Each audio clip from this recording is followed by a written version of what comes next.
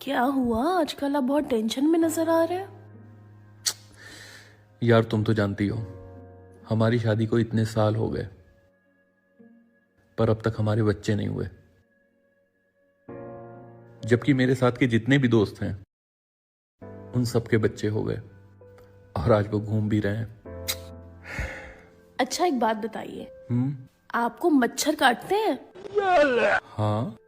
तो उन मच्छरों में आपका खून हुआ और वही मच्छर बाहर जाकर अंडे देते हैं और उन अंडों से बच्चे निकलते हैं, तो साइंटिफिकली देखा जाए वो बच्चे आपके हुए। आपके दोस्तों के बच्चे तो सिर्फ घूम रहे हैं, आपके बच्चे तो हवा में उड़ रहे हैं।